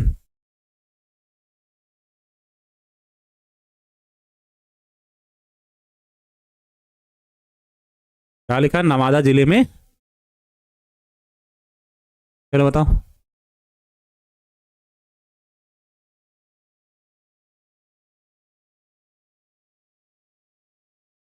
चलो अच्छी बात है भाई, जिसने लिखा गौरव कुमार। बात समझ लोगे ये, बस देखो सारे क्वेश्चन तुम्हारे, बस इतनी बात को यहीं से उठा के पढ़ लो। कहाँ गया, यहीं से, इसी को एक एक पढ़ लो, तुम्हारे इस चैप्टर से जितने भी लघु उत्तरी हैं वो सब क्लियर हो जाएगा। इस पूरे हिस्से को एक जगह लिखोगे तो दीर्घ उत्तरी हो जाएगा, इस पूरे हिस्से को एक जगह लिख लोगे तो वो दीर्घ उत्तरी हो जाएगा। अब बताओ, बस इससे कुछ ऑब्जेक्टिव जहां से बनते हैं अब हम उसको समझा लेते हैं, क्योंकि वो आपके लिए ज्यादा जरूरी है। चलो यहीं पेज ऐड करके थोड़ा सा बना देते हैं। जैसे मृदा में जल कितने प्रकार का होता है, ये बन सकता है ऑब्जेक्टिव। तो जल होता है कितने प्रकार का, 4 प्रकार का। पहला है केशिका जल, कल चैप्टर को खत्म कर देंगे, केशिका जल। दूसरा है आर्द्रता जल, आर्द्रता जल। तीसरा है क्रिस्टलीय जल, क्रिस्टलीय जल, जो बच्चे कोर्स में रहे होंगे वो लोग ये सब पढ़े होंगे। और चौथा है गुरुत्वीय जल, गुरुत्वीय जल। पौधे केवल किस जल को अवशोषित कर पाते हैं, तो जल अवशोषण होता है केवल इसका, केशिका जल का। जल अवशोषण होता है केवल केशिका जल का, किसके द्वारा, पौधों के द्वारा। ठीक, क्यों, क्योंकि ये पाया जाता है तरल पदार्थ के रूप में, ये पाया जाता है वाष्प के रूप में, तो इसको अवशोषित नहीं किया जा सकता। ये पाया जाता है मिट्टी के कणों के अंदर, मिट्टी के कणों में, तो इसका भी अवशोषण नहीं किया जा सकता। ये पाया जाता है गुरुत्वाकर्षण बल के कारण भूमि के निचले सतह में, निचले सतह में, जहां पर पौधे के जड़ ही नहीं विकसित होते हैं, तो वहां तो अवशोषण की बातें खत्म हो गई। तो ये हो सकता है कुछ ऑब्जेक्टिव, बच्चों ने कमेंट में भर दिया है, केशिका जल, केशिका जल, केशिका जल। चलो दूसरा क्या पूछ सकता है, हाँ प्रेम से बोलिए जय सरस्वती मैया। दूसरा क्या पूछ सकता है, वाष्पोत्सर्जन, वाष्पोत्सर्जन, बिंदु स्राव, बिंदु स्राव, और पूछ सकता है रस श्रावण, रस श्रावण में जल की हानि किस रूप में होती है। तो इसमें जल की हानि होती है वाष्प के रूप में, इसमें जल की हानि होती है तरल पदार्थ के रूप में, तरल पदार्थ के रूप में। कब, जब दिन कैसा होता था, गर्म, और रात कैसी होती थी, ठंडी, तो पौधे की पत्तियों से क्या होता है, पानी चूता है। और रस श्रावण में तने वाले भाग से चिपचिपा तरल पदार्थ बाहर निकलता था। चिपचिपा तरल पदार्थ बाहर निकलता, जैसे ताड़ के वृक्ष से ताड़ी का निकलना। बस इतनी बात, ये याद रख लो, इससे ज़्यादा और कोई नहीं है, ठीक है ना। चाहो तो चैप्टर अभी खत्म हो जाएगा, मुझे नहीं पता कि ज़्यादा और कुछ बचा है, मुझे नहीं लग रहा कि और कुछ ज़्यादा बचा है, क्योंकि चलो खत्म ही कर देते हैं। चलो, बाकी तो पढ़ ही लिए थे, बस एक ही चीज़ बचा है, बस वातावरण को प्रभावित करने वाले अजैवीय कारक। चलो बता, आज चैप्टर को खत्म कर देते हैं। वातावरण को प्रभावित करने वाले अजैवीय कारक। तो अजैवीय कारक में क्या क्या है? ठीक है, पर्यावरण कारक जैसे तापमान, जल, प्रकाश, आर्द्रता, हवा, मृदा आदि पौधों की, प्राणियों की बनावट, जीवन चक्र, शारीरिक क्रिया विज्ञान और उनके व्यवहार पर प्रभाव डालते हैं, और उनके विकास तथा प्रजनन पर भी क्या करते हैं, पूरा प्रभाव डालते हैं। कौन? वातावरण को प्रभावित करने वाले अजैवीय कारक। हाँ, यूपी बोर्ड से भी क्वेश्चन एनसीईआरटी सेम पूछता है बच्चे, ठीक है ना। अजैवीय कारक, बस फर्क इतना है कि उसको हम लोग बहुत विस्तृत में लिख लेंगे। उत्तर प्रदेश का अगर कोई बच्चा है तो बहुत ज़्यादा विस्तृत, क्योंकि वहाँ का जो लॉन्ग आंसर है, जो भी बच्चा यूपी बोर्ड का है अभी कमेंट किया था, वहाँ लॉन्ग आंसर 3 पेज में देना पड़ता है, ठीक। और शॉर्ट आंसर आपको देना पड़ता है 1 पेज में, मतलब एक पन्ने के एक साइड पूरा शॉर्ट आंसर, और एक पन्ना दोनों साइड, और एक अगला साइड 3 पेज में देना पड़ता है क्या, लॉन्ग आंसर। पर दिक्कत ये है लिखने का, उससे बड़ा भी लिखोगे, क्योंकि फिगर भी बनाओगे तो 4-5 पेज का एक आंसर होता है। रीजन ये है कि यूपी बोर्ड में केवल 6 ऑब्जेक्टिव क्वेश्चन आते हैं 70 नंबर के पेपर में, और बाकी 62 नंबर तुम्हारा लिखने वाला आता है। वहाँ ऑब्जेक्टिव 6 आते हैं और 6 के 6 करने होते हैं, ऐसा नहीं कि उसमें से 5 करना होता है, ठीक है ना। हाँ भाई, जरूरी है, तभी तो पढ़ रहा हूँ। तापमान का क्या प्रभाव पड़ेगा? जंतुओं के कार्यात्मक व्यवहारिक परिवर्तन हेतु तापमान अत्यंत महत्वपूर्ण भूमिका निभाता है। पादपों में प्रकाश संश्लेषण और शोषण आने पर अंतर तापमान में क्या पड़ता है, उतार चढ़ाव होता है। तो तापमान सीधे सीधे याद रखो, किसमें सहायता प्रदान करेगा? प्रकाश संश्लेषण में। छोटे छोटे हैं, जल की निर्भरता भी हेल्प करेगी किस पे? प्रकाश संश्लेषण पे, क्योंकि वो उसे क्या बनाता था, ऑक्सीजन, ठीक है ना। इससे जीव के शरीर का कितना जल संरक्षित करता है? शुष्क स्थल पर रहने वाले जीवों का जल संरक्षण अधिक कर सकते हैं, जैसे कैक्टस या ऊंट। नागफनी की बात कर रहा है, जहां पर तापमान हमेशा क्या होता है, गर्म या सूखा होता है, ठीक है ना। ये 5 नंबर का क्वेश्चन है। गोरखपुर का प्रधानमंत्री का कोई नाम बता यार, गोरखपुर का कोई प्रधानमंत्री है यार, ठीक है ना। चीफ मिनिस्टर है, प्रधानमंत्री भारत के होंगे, ठीक है ना। फिर लिखा है, प्रकाश का हरे पौधों तथा प्रकाश संश्लेषी बैक्टीरिया हेतु प्रकाश अत्यंत महत्वपूर्ण होता है, जिससे समुचित मात्रा में प्रकाश प्राप्ति हेतु पौधों में अनेक प्रकार के अनुकूलन पाए जाते हैं प्रकाश संश्लेषण के लिए, ठीक है ना। यूपी बोर्ड में 2 लाइन में नंबर दोगे तो नंबर 10 मतलब 5 नंबर देगा, ठीक। अगला लिखा है, आर्द्रता। जीव के शरीर के सतह से जल के वाष्पोत्सर्जन या जल हानि के दर को प्रभावित करने से इसे सूखे से प्रति सहनशीलता प्रभावित होती है, जिसे आर्द्रता कहते हो, ठीक है ना। चलो सीधे सीधे वैसे ही बस याद रखो, वायु का क्या इफेक्ट पड़ेगा? पादप के लिए अत्यंत महत्वपूर्ण कारक है। मजबूत जड़ों तथा तनों वाले पौधों के तेज वायु में खड़े रहते हैं, और बीज तथा बीजाणुओं के परिवहन में वायु मदद करती है। पीएच, मिट्टी तथा स्वच्छ जलयुक्त तालाबों में पादपों के वितरण को प्रभावित करता है, और पीएच में परिवर्तन के प्रति पौधे बहुत संवेदनशील होते हैं। पीएच मान घटेगा बढ़ेगा तो वो सूखने लगते हैं। और मृदा पेड़ पौधों के कारण है तो अत्यंत महत्वपूर्ण होती है, और पौधे कुछ खास पोषक तत्वों को मृदा की कमी से स्थिति में विशेष प्रकार की प्रक्रिया अपनाते हैं नाइट्रोजन स्थिरीकरण के लिए, जैसे जीवाणुओं में, फलीदार पौधों में। तो जितने भी दलहनी फसलें हैं, उन दलहनी फसलों की जड़ों में जो जीवाणु पाया जाता है वो होता है राइजोबियम। और ये क्या करता है, वायुमंडल से नाइट्रोजन स्थिरीकरण की क्रिया करता है और पौधे के नाइट्रोजन को देता है, ठीक है ना। कहानी के तौर पे इसको एक बार पढ़ना, आराम से याद हो जाएगा। चैप्टर यहीं खत्म था, खाली छोड़ना चाह रहे थे पर वैसे कुछ था नहीं।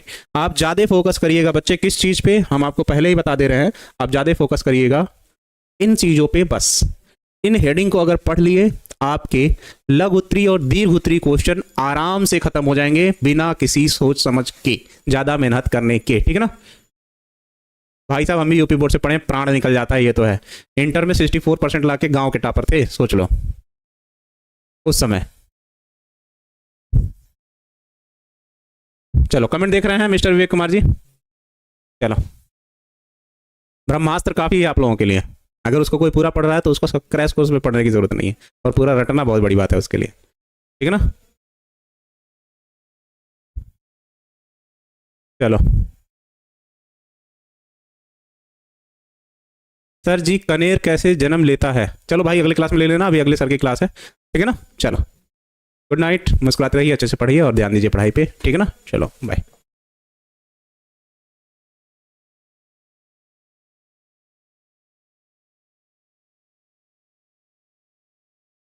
जय हिंद प्यारे बच्चों, मैं अभिषेक एसपी सर स्वागत करता हूं आपका इस प्यारे से प्लेटफॉर्म टारगेट बोर्ड में। सभी बच्चों को मेरी तरफ से गुड मॉर्निंग, जय श्री कृष्णा, राधे राधे, वालेकुम अस्सलाम, सत श्री अकाल, जिसका जो नाम सबका स्वागत बच्चे।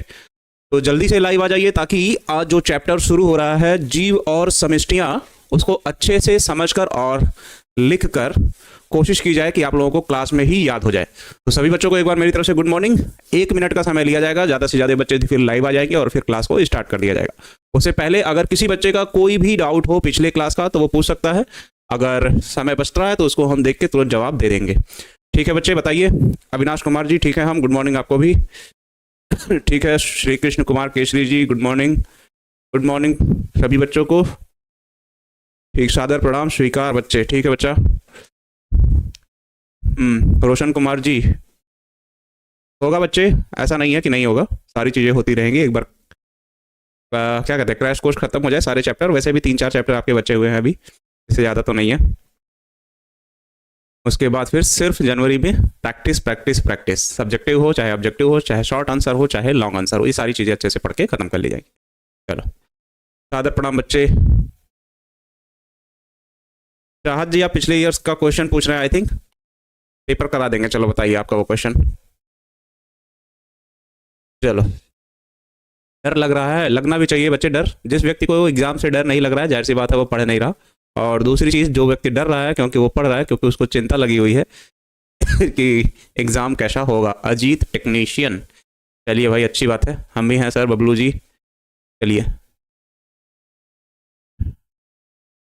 चलो, राम राम बच्चे। BS हिस्ट्री आप यूपी बोर्ड से हो क्या बच्चा, कि बिहार बोर्ड से हो? आई थिंक बिहार बोर्ड से ही हो। टाटा और बाटा बॉक्स पूछ रहे हो, ठीक है ना। TA वो थाइमिन एडिनिन, ठीक है ना। और साइटोसिन एडिनिन थाइमिन की बात हो रही है, ट्रिप्टोफैन की बात कर रहा हूँ, ठीक है ना। चलो, संजना कुमारी, हम कुछ पूछे हैं सर, दिख नहीं पाए बच्चे। चलो, अभी क्लास को शुरू किया जाए और उसमें पढ़ने की स्टार्ट किया जाए, ठीक है ना। तो चैप्टर है जीव और समष्टियां, और आते ही मच्छरों ने स्वागत कर दिया। कितना ही खदेड़ो, किसी न किसी समय से सुबह को आ जाते हैं, ठीक है ना। जीव और समष्टियां, जिसमें हम लोगों को पढ़ना है किसी जीव का वातावरण। समष्टियां मतलब समुदाय या पॉपुलेशन होता है, जनसंख्या एक जगह इकट्ठा हो रही है, उसी को समष्टि कह रहे हो। और जीव मतलब किसी जीवित पदार्थ से संबंधित है, ये समष्टि या समुदाय। और जीवित पदार्थ में पौधे और जंतु दोनों आते हैं, ठीक है ना, इस बात का भी विशेष ध्यान रखिएगा। चलो, तो सबसे पहले लेते हैं जीव और समष्टियों में सबसे पहला टॉपिक लेते हैं पारिस्थितिकी। क्या लेते हैं? पारिस्थितिकी। आज ज़्यादातर कोशिश कीजिएगा कि पहले समझ लिया जाए, फिर उसके बाद उसके आंसर को अच्छे से समझने की कोशिश की जाए। मान लो कह रहा है ये पृथ्वी है, मान लो कह रहा है कि ये पृथ्वी है, ठीक है ना, ये क्या है? पृथ्वी। आज समझना ज़्यादातर कोशिश करना, समझ में आ जाए आराम से, क्योंकि अब इधर जितने भी चैप्टर आपके बचे हैं उसमें बहुत सारे थियरी है, तो कोशिश करना कि यहीं समझ में आ जाए। और इस पृथ्वी पर मान लो तुम लोग हो, मैं तो हूँ ही भाई, हम कहाँ जाएंगे। इस पृथ्वी पर मान लो क्या है, तुम लोग हो, लो चिल्ला रहा हो ऐसे करके, बगल में मैं भी हूँ, ठीक, बगल में यहीं पर पेड़ पौधे भी हैं, बगल में ही पृथ्वी पर क्या है, पेड़ पौधे भी हैं। तो ये सब जीवित हैं, तो इन सब को हम लोग क्या कह सकते हैं? इन सब को हम लोग कह सकते हैं क्या? जीव। और पृथ्वी के चारों ओर का वह क्षेत्र जिसमें विभिन्न प्रकार की गैसें पाई जाती हैं उसको हम लोग कहते हैं क्या? वातावरण। क्या कहते हो? वातावरण। क्या कहते हो? वातावरण कहते हो। जिसमें कितनी चीजें आ सकती हैं? आप मंगल पे जाइए सर, नहीं भाई हमको वापस आना है। जिसमें हम ये कह सकते हैं कि पृथ्वी को अध्ययन के लिए कितने भागों में विभाजित किया जा सकता है? 3 भागों में विभाजित किया जा सकता है, ठीक है ना। पहले भाग को हम लोग कहेंगे लिथोस्फीयर, लिथोस्फीयर, या इसे क्या कहोगे? स्थल मंडल, स्थल मंडल। दूसरा है हाइड्रोस्फीयर, हाइड्रोस्फीयर, या इसे कहोगे क्या? जल मंडल। कोशिश करना जितना हम बोल रहे हैं उस बातों पे ज़्यादा ध्यान देना, आपको इस चैप्टर में जितने भी सब्जेक्टिव होंगे आराम से वो तैयार हो जाएगा। हाँ, सादर प्रणाम बच्चे। और तीसरा है वायुमंडल, जिसको हम वातावरण भी कह रहे हो, या एटमॉस्फियर, इसी को क्या कह रहा हूँ? इसी को कह रहा हूं वायुमंडल, वायुमंडल में ही है, और तीनों को मिला के सबका अपना अपना क्या है, वातावरण है। तो कह रहा है, आवाज तो जा रहा है बच्चे, आवाज यहां से फुल है, ठीक है ना। चलो सर, शॉर्ट क्वेश्चन में चित्र नहीं बनाएंगे तो पूरा नंबर मिलेगा। बच्चे अगर वो चित्र आधारित समझाने लायक है तो आप कोशिश कीजिएगा कि उसको अच्छे से चित्र बना के समझाएं, ठीक है ना। अगर नहीं लग रहा है कि चित्र बना के समझाने लायक नहीं है तो उसको मत बनाइएगा। जैसे ये क्वेश्चन, इसमें इस चित्र का कोई रोल नहीं है, तो इसको अगर आपको समझाना होगा तो ये हम आपको सिर्फ याद कराने के लिए बता रहे हैं कि थियरी रटने से बेहतर है हम इसको समझ लें, ठीक है ना। तो इस क्वेश्चन में आपको चित्र बनाने की जरूरत नहीं है, लेकिन अगर आपको जहां लगता है कि उसको चित्र से अच्छे से बताया जा सकता है, उसकी संरचना अच्छे से निर्धारित की जा सकती है, तो उसको आप आराम से चित्र बना के समझाने की कोशिश कीजिएगा, ठीक है ना। बच्चे ऑब्जेक्टिव यूट्यूब पे ले ले रहे हैं, बस इतनी सी बात है, ठीक है ना। और पूरी जनवरी आपको वही चलेगा, ऑब्जेक्टिव, सब्जेक्टिव और लॉन्ग आंसर, शॉर्ट आंसर। तो उसको लेके परेशान मत रहिएगा, वो मुझे भी याद है बच्चे, ठीक है ना। चलो, तो कह रहा है किसी जीव का वातावरण से क्या संबंध है, उसी संबंध को हम क्या कहते हैं, पारिस्थितिकी कहते हैं। क्या कहते हैं, पारिस्थितिकी। पारिस्थितिकी, किसी जीव का वातावरण से संबंध स्थापित करने की क्रिया को क्या कहते हो, पारिस्थितिकी कहते हो। अब इस जीव में जो मनुष्य है, इसका वातावरण से क्या लेना देना, इसको वातावरण से लेना है क्या, ऑक्सीजन, और वातावरण में क्या छोड़ना है, कार्बन डाइऑक्साइड। पौधे को भी श्वसन में लेना है क्या, ऑक्सीजन, पौधा भी क्या छोड़ेगा, कार्बन डाइऑक्साइड। पर इस कार्बन डाइऑक्साइड को पौधा फिर ग्रहण करेगा और फिर बनाएगा इससे भोजन, और उसी समय इससे क्या निकलेगा, ऑक्सीजन। तो इस पौधे का भी वातावरण से गैसों का लेना देना है, श्वसन में, प्रकाश संश्लेषण में। मनुष्यों का या जंतुओं का या किसी भी जीवों का भी वातावरण से कुछ लेना देना है, श्वसन में ऑक्सीजन, और क्या छोड़ना है, कार्बन डाइऑक्साइड। तो सीधे सीधे एक लाइन अगर हमको लिखनी हो, कमेंट दिख रहा है बच्चे, किसी जीव का वातावरण से संबंध स्थापित करने की क्रिया को क्या कहते हैं, पारिस्थितिकी कहते हैं। बात समझ में आ गई? अगर ये लाइन समझ में आ गई हो तो बता दो। ठीक है अभिषेक भारती जी, आपका चैप्टर क्लियर है तो अच्छी बात है। बताओ, ये लाइन समझ में आ गई? बताओ। हाँ भाई, कोई बात नहीं, पृथ्वी के ऊपर घूमो या पृथ्वी के अंदर घूमो, ठीक है। धर्मेंद्र जी ने लिखा, जी सर समझ में आ गया।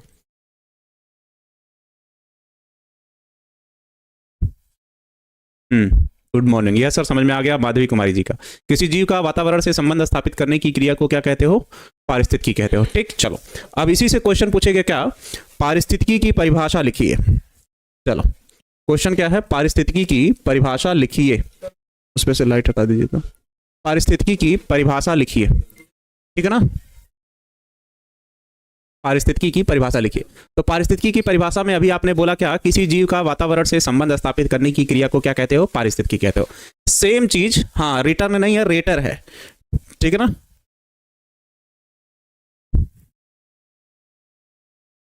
क्या लिखोगे, जीव और उसकी बाहरी वातावरण के पारस्परिक संबंधों के अध्ययन के विषय को क्या कहते हैं, पारिस्थितिकी कहते हैं।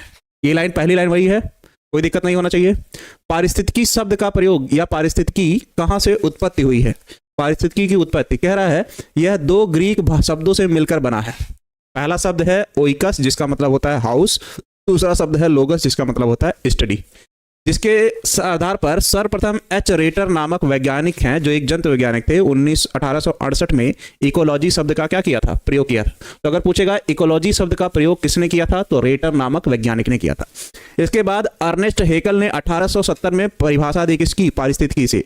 इनके अनुसार कह रहा, वातावरण के कार्बनिक संबंधों का अध्ययन क्या कहलाता है, पारिस्थितिकी कहलाता है। क्या कहलाता है, पारिस्थितिकी। तो अगर पूछेगा वातावरण के कार्बनिक संबंधों का अध्ययन पारिस्थितिकी कहलाता है, यह कथन किसका है, तो यह कथन है इसका, अर्नेस्ट हेकल का। पारिस्थितिकी शब्द का प्रयोग किसने किया था, तो एच रेटर ने सबसे पहले किया था। कब किया था, तो लिखा है 1868 में। अर्नेस्ट हेकल ने यह परिभाषा कब दी, तो ये दी थी 1870 में। फिर कह रहा, ओडम नामक एक वैज्ञानिक है, उन्होंने भी पारिस्थितिकी का परिभाषा दिया, और उन्होंने कहा कि पारिस्थितिकी वह विषय है जिसके अंतर्गत पारिस्थितिकी तंत्र की संरचना एवं कार्यों का अध्ययन किया जाता है। तो तीन वैज्ञानिकों द्वारा दिए गए तीन परिभाषाएं, और कभी कभी कथन देकर पूछ लेता है कि यह परिभाषा किसकी है। तो किसने यह कहा कि पारिस्थितिकी कार्बनिक पदार्थों के संबंधों का अध्ययन है, तो कार्बनिक पदार्थों वाला नाम किसने लिया था, अर्नेस्ट हेकल ने। किसने यह कहा कि पारिस्थितिकी परितंत्र की संरचना एवं कार्यों का अध्ययन है, तो ओडम ने। सर्वप्रथम पारिस्थितिकी शब्द का प्रयोग किसने किया था, तो रेटर ने। पारिस्थितिकी किसे कहते हो, किसी जीव का वातावरण से संबंध स्थापित करने की क्रिया को क्या कहते हैं, पारिस्थितिकी कहते हैं, ठीक है ना। चलो, अभी इतनी बात याद हो जाएगी। चलो, अभी इतनी बात याद हो जाएगी। पारिस्थितिकी शब्द का प्रयोग, रेटर कब? 1868। कब है? एक मिनट, 1868, हाँ 1868 में। ये लाइन भी याद हो जाएगा। पारिस्थितिकी की परिभाषा किन और वैज्ञानिकों ने दी? अर्नेस्ट हेकेल ने, अर्नेस्ट हेकेल ने। दूसरा कौन है? ओडम। जब भी कार्बनिक शब्द आएगा, जब भी कार्बनिक शब्द आएगा तो वो परिभाषा किसकी होगी? अर्नेस्ट हेकल की। जबकि क्या? परितंत्र और प्लस लिखे कार्यों का अध्ययन, परितंत्र एवं इसके कार्यों का अध्ययन जब भी शब्द आएगा तो वो परिभाषा किसकी होगी? ओडम की। बताओ,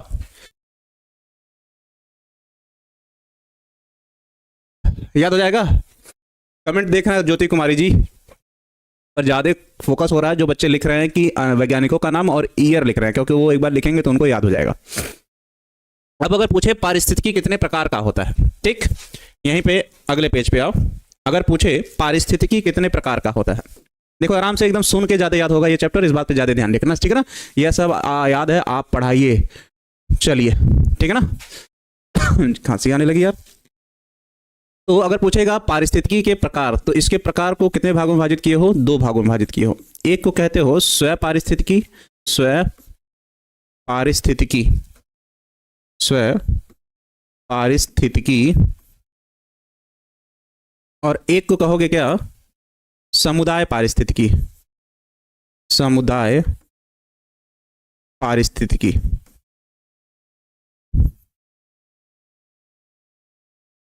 समुदाय पारिस्थितिकी। चलो अब यही समझो इन दोनों में अंतर क्या है। भाई साहब जब कहेगा कि मान लीजिए ये कोई पृथ्वी है और ये भी एक पृथ्वी है, उदाहरण 2 बार ले रहा हूं, ठीक है ना? चलो हाँ, 2 प्रकार का होता है। कमेंट आ रहा है बच्चे, बस सुनो, इसमें याद करना है। यहां पर कह रहा है केवल क्या है? मनुष्य है, केवल मनुष्य है और कोई जीव नहीं है, ठीक।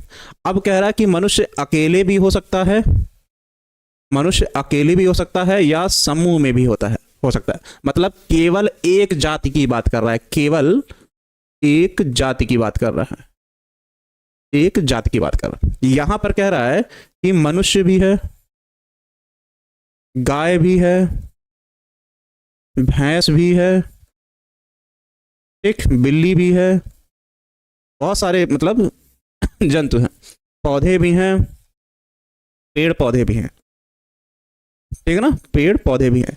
तो इनके समूह को क्या कहोगे? समुदाय। और इसके समूह को क्या कहोगे? स्व। मतलब केवल एक प्रकार की पारिस्थितिकी की बात कर रहा है, ठीक है ना? ठीक है एनएस पासवान जी, कर देंगे आपका वो काम, पर थोड़ा सा समय दीजिए, 1-2 दिन का, कल संडे, कल ही कर देंगे, समय मिलेगा तो। सर ये सब आंसर तो याद हो जाता है, याद हो जाता है बच्चे, तो आपको ना याद हो जाता है? बकरी भी है, अच्छा लिख लो भाई।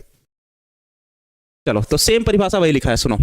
स्व पारिस्थितिकी या ऑटो इकोलॉजी से आप क्या समझते हैं? लिखा है स्व पारिस्थितिकी के अंतर्गत केवल एक जीव या व्यष्टि या उसी जाति के अनेक जीवों का वातावरण से संबंध स्थापित करना क्या कहलाता है? स्व पारिस्थितिकी कहलाता है। मेरा या पृथ्वी पर रहने वाले सभी मनुष्यों का वातावरण से क्या लेना देना है, उसको हम लोग क्या कह लेंगे? स्व पारिस्थितिकी। दूसरी बात समुदाय वाला, समुदाय पारिस्थितिकी या सिन इकोनॉमी के अंतर्गत जीवों के समुदाय और वातावरण के संबंध का अध्ययन किया जाता है, जिसमें विभिन्न प्रकार के जीवों की आबादियां आपस में मिलकर समुदाय का निर्माण करती है। विभिन्न प्रकार के जीवों की आबादियां मतलब अलग अलग प्रकार के जीव, दोनों बात समझ लोगे? स्व पारिस्थितिकी और समुदाय पारिस्थितिकी किसे कहोगे, ये समझ लोगे? बताओ। स्व पारिस्थितिकी में केवल एक जाति के जीव होंगे, चाहे वो अकेले हो चाहे वो समुदाय में हो। जबकि सम पारिस्थितिकी में क्या होता है, समुदाय पारिस्थितिकी में क्या होता है? विभिन्न प्रकार के जीव एक साथ जीवन व्यतीत करते हैं और क्या करते हैं? अपना जीवन व्यतीत करके एक संरचना का निर्माण करते हैं, जिसको हम लोग कहते हैं समुदाय पारिस्थितिकी। जी गुरुजी समझ गए। इस चैप्टर में ज्यादातर आपको बोल के ही समझना है, फिगर बना के, रफ डायग्राम बना के, चाहे जैसे समझो, लेकिन समझो, बस याद करने की चीज है। अगर रटने के चक्कर में रहे तो इतनी ज्यादा थियरी है कि रट नहीं पाओगे, क्योंकि ये चैप्टर ही है सिर्फ थियरी वाला इधर। अब ठीक है ना? अभिषेक एसपी सर गुरुजी के चरणों में मेरा सादर प्रणाम। आनंद सर का नंबर दे दीजिए, मुझे मेरा ही नंबर नहीं याद है, हम दूसरे नंबर के याद करेंगे यार। चलो बस इतना पता है कि छोड़ो, भी नहीं बताएंगे, तुम लोग कहीं से निकाल लोगे नंबर। हाँ बात सही है।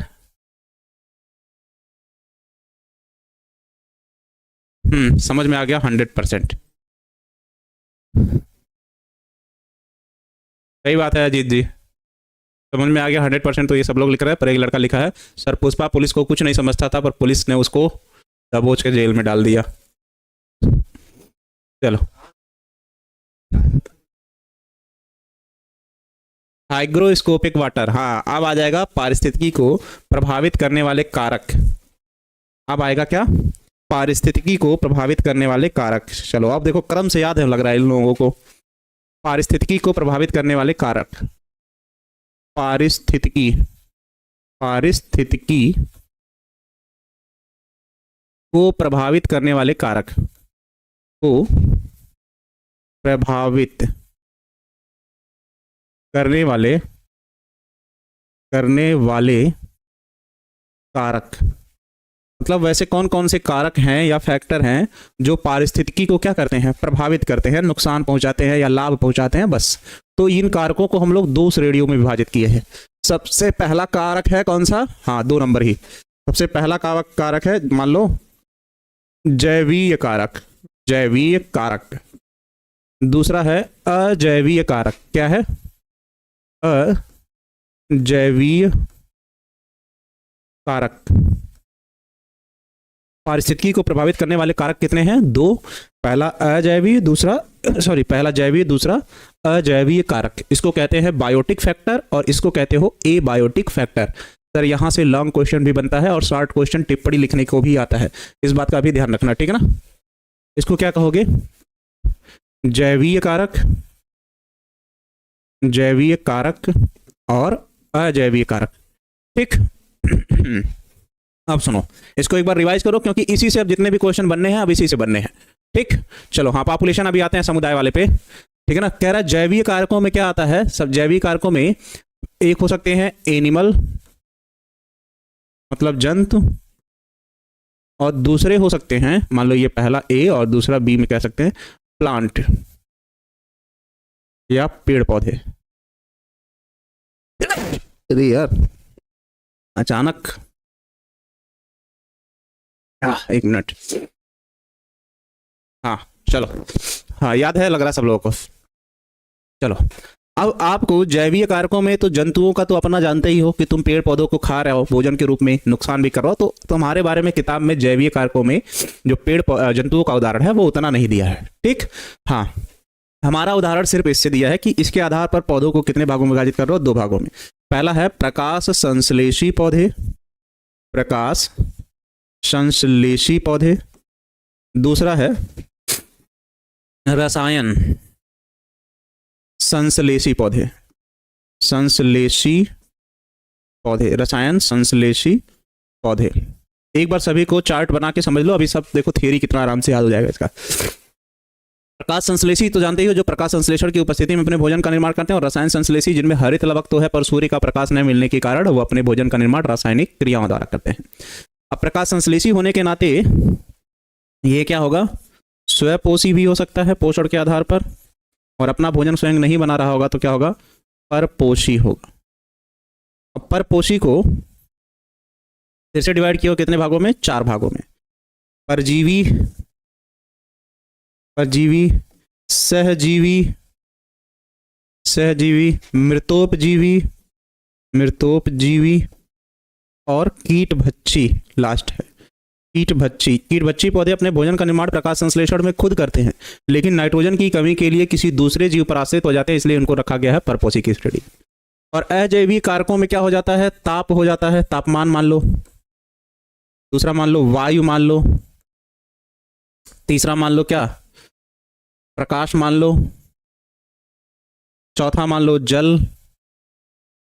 ये सब अजैवीय कारक है, मृत है। ऐसा नहीं है कि तापमान हम कहीं इकट्ठा करके रखे टेम्परेचर तो घटेगा बढ़ेगा, नहीं, उतना ही रह जाएगा। वायु की मात्रा साइकिल में हवा भरे 25 पाउंड, सुबह हो जाएगा 30 पाउंड। सूर्य का प्रकाश नहीं होगा, जल 1 लीटर भरे सुबह 2 लीटर हो जाएगा, ऐसा कुछ नहीं होता है, ठीक है ना? हाँ, चार प्रकार के पौधा लिख रहा है कौन? टारगेट बुक 12 प्रिया कुमारी, उसने चार प्रकार के ये लिख दिए थे, ठीक है ना, पहला, दूसरा, तीसरा और चौथा।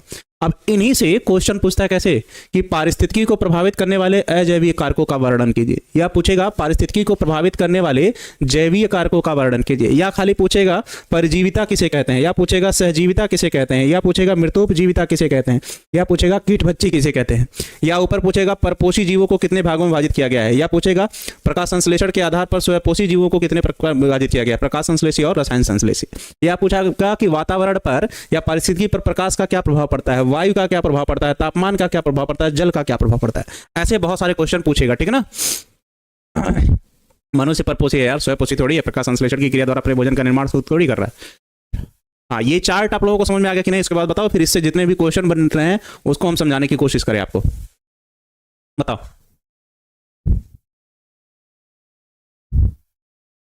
हर्ष जी।